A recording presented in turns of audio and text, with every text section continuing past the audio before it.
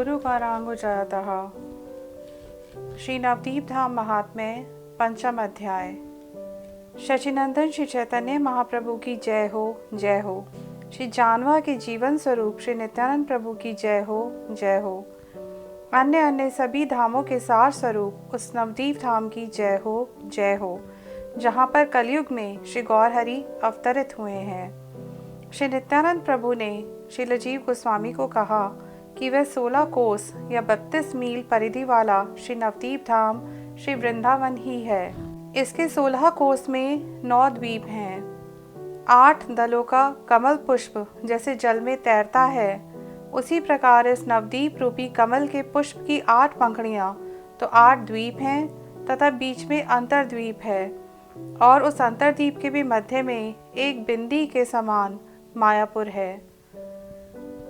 गोलाकार मायापुर योग पीठ में श्री चैतन्य महाप्रभु नित्य अनेक प्रकार से विहार करते हैं।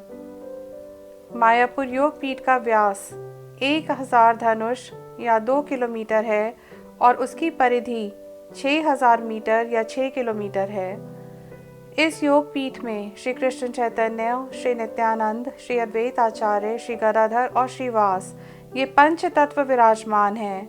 इसलिए श्री धाम नवदीप के अंतर्गत अन्य अन्य अनेक स्थान होने पर भी इस योग पीठ का उन सबसे अधिक महात्म्य है।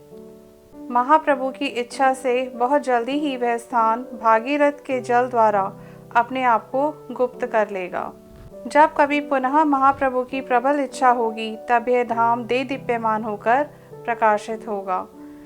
नित्य धाम कभी भी काल के द्वारा लुप्त नहीं होता, बल्कि कभी गुप्त रूप में रहता है तो कभी प्रकाशित हो जाता है। गंगा के पूर्व तट पर स्थित मायापुर में मेरे प्रभु नित्य निवास करते हैं।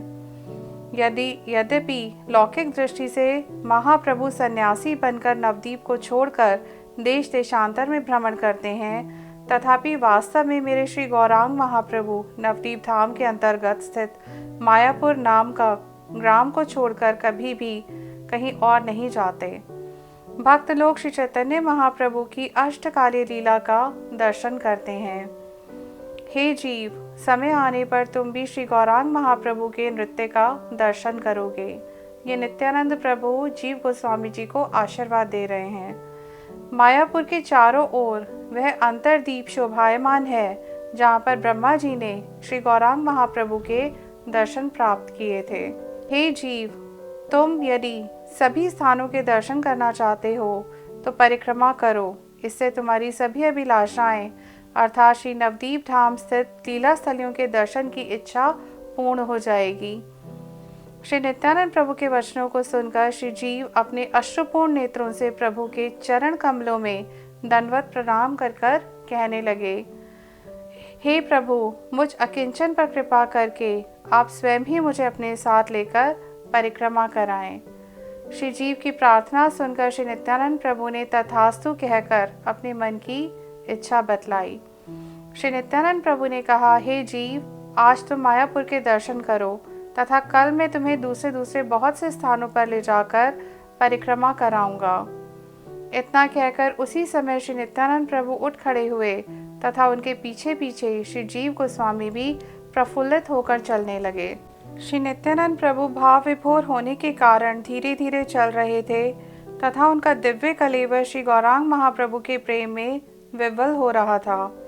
उनकी मोहन मूर्ति भाव से झूम रही थी तथा उनके सारे शरीर में अलंकार झलमल कर रहे थे।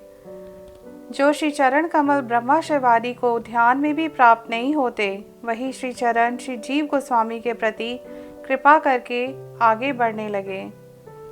पीछे चलते हुए श्री जीव उनकी चरण धूलि को अपने सभी अंगों पर लगाते हुए बड़े कौतूहल पूर्वक चलने लगे।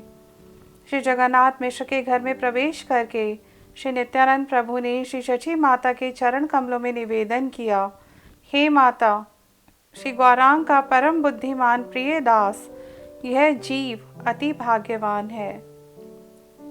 जैसे ही नित्यानंद प्रभु ने ऐसा कहा, उसी समय श्री जीव पछाड़ खाकर ऐसे गिर पड़े जैसे बहुत बड़ा तूफान आने पर वृक्ष जड़ सहित गिर पड़ता है। जीव श्री शची माता के चरणों में गिरकर लोटपोट खाने लगे तथा उनकी देह में अनेक सात्विक विकार उत्पन्न होकर आपस में होड़ लगाने लगे। जिन भक्तों को भगवान से प्रेम होता है उनकी देह में अष्ट सात्विक विकार देखे जाते हैं, जैसे कि अविरल अश्रुधारा बहना, रोंगटे खड़े होना, स्तंभित हो जाना या जड़वत हो जाना, मूर्छा हो जाना, स्वेद या पसीना आ जाना, वैवर्ण या रंग सफ़ेद पड़ जाना, इस तरह के लक्षण देखे जाते हैं। कृपा करके शची माता ने श्री जीव को आशीर्वाद दिया। उस दिन उन सभी ने वहीं पर ही प्रसाद पाया। श्री विष्णु प्रिया देवी ने शची माता जी की आज्ञा से अनेक प्रकार के अन्न व्यंजन तथा पकवान आदि बनाए।